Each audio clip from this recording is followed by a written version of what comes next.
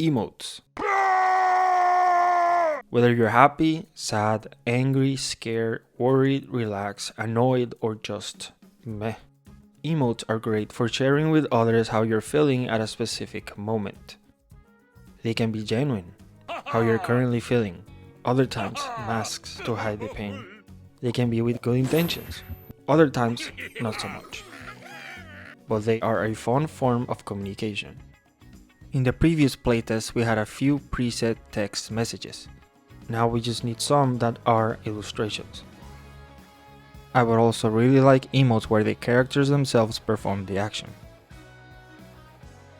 Training area. Based on the camp concept, you may already be in the game, but nonetheless, a training area would be welcome. It will be helpful when unlocking a new hero, when upgrading them, when unlocking abilities, when getting a new skin, and just for playing as a hero freely, without the pressure of completing a floor. Hero-specific challenges, which we're likely getting at some point, would also be fun and good for mastering and understanding heroes. Outside exploration.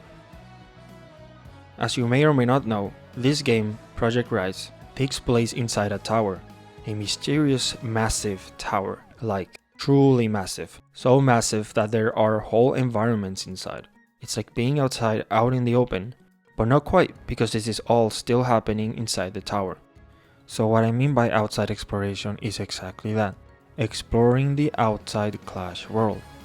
Throughout the years, we have gotten to learn more about the Clash world through new characters and new locations. So getting to experience such characters and locations through a game like Project R.I.S E, where you venture and interact with environments and enemies very closely, will be really cool. To me, that's the vibe Clash Heroes gave off, something that made me very excited for it. So it would be nice if that could be done here as well. It could be for quests, like getting tasks from Royal King, or events, like preventing a mountain golem from running over a village. And on the topic of Clash Heroes, it would be nice if Royal Cook and Explorer came to this game so they can explore the tower as well. Volume sliders. Very random one, I know, but still a very appreciated quality of life feature. Sometimes you want to listen to music or something else, and in my case, it's very helpful for recording sound effects without the background music, like this one. Character interactions. And by that I mean synergies and lore-based character interactions. For synergies, it will be an added effect when pairing 2 or more heroes with similar traits. These were present in Clash Mini and they're present in Merge Tactics, and it will be an extra layer of gameplay. If you look at what the synergies do in those games, similar effects could be applied here, like clan heroes having more health, saint heroes healing more from heals or passively healing over time, undead heroes dealing more damage the more enemies are defeated, and marksman heroes doing more damage the further away they hit an enemy. It'll be a fun way to encourage different team compositions based on shared traits. For lore-based interactions, it will be some effect, action, or information that results from heroes that share a history. It could be things like P.E.K.K.A reacting to butterflies passing by, and Firecracker and Bandit having some spatial dialogue, which takes me to my next wanted feature in Project R.I.S E. Voice acting. This one is probably just a matter of time, but I would love voice acting in the game. Well, more voice acting. There was already some, but we need more. More! I just think it would add so much life to the game by adding weight and emotion to attacks with grunt and battle cries, adding weight and emotion to being knocked down with expressions of anger and disappointment, and simply adding personality to the heroes through other random actions, even just being idle. Voice lines Magic are powerful. Weather.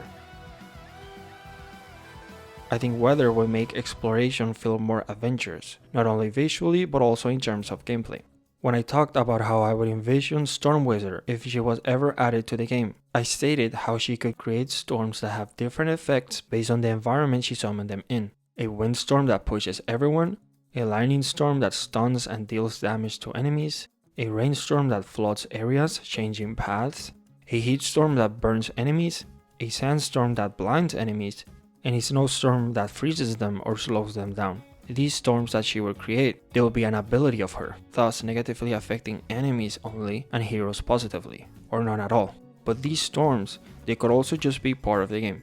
Weather could be something that is always present, changing occasionally, bringing a different tone mid-floor, and it would affect everyone, both heroes and enemies alike. Certain characters like Storm Wizard, however, could potentially be immune to or make use of certain weather effects, making them valuable in what otherwise be a challenging situation.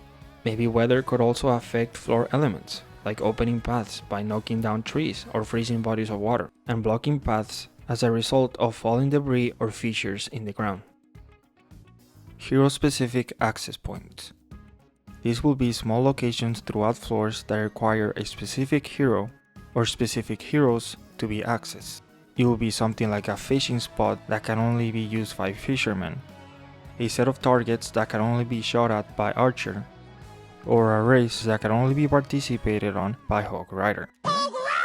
These access points would reward you, but they wouldn't be necessary for floor completion. They would simply be for your hero to provide value to the team in a way that no other hero, or almost no other hero, can. Honorable mentions. These are things I really wanted to be added to the game since the first playtest, but that have already been added and I'm very excited for. Skins. They add flair to the character, making them more personalized. Spells. There are a lot of really cool spells, so having some like the rage spell for attacking faster and dealing more damage, and the jump spell for jumping over obstacles seem like they would be fun in this game. Items. We're getting trinkets, we're getting spells, we're getting potions. You could even consider power course items, since carrying one makes you stronger. So yes, lots of items to spice up combat. NPCs. They could be great for bringing life to the mysterious place that is the tower through lore and quests. An interactive hub, aka the camp. It's like a small base where we rest after venturing, so it just adds character to what we're doing and creates a cozy feeling. Social features. They create a sense of community, show you there are other climbers out there, other adventurers. Yeti. Not a feature and instead an example of one, but I love this guy, so I'm happy he's in the game. Again, very excited for them. As for the final feature I would like in Project R.I.S E, camp customization. Straightforward, just making your camp feel more like your camp. And that's it. These are most, if not all, of the features I would like to see in Project R.I.S E. This video is the last of this short, but hopefully sweet, series of things I would like in the game. I thought about talking about other existing features like skins, environments and bosses I would like to see in the game, but my wants were less specific in those cases, so I didn't. If the skins, environments and bosses are appealing and fun, then they're appealing and fun. I may add to this series in the future, but I've said pretty much everything I've wanted to say, so who knows what will happen.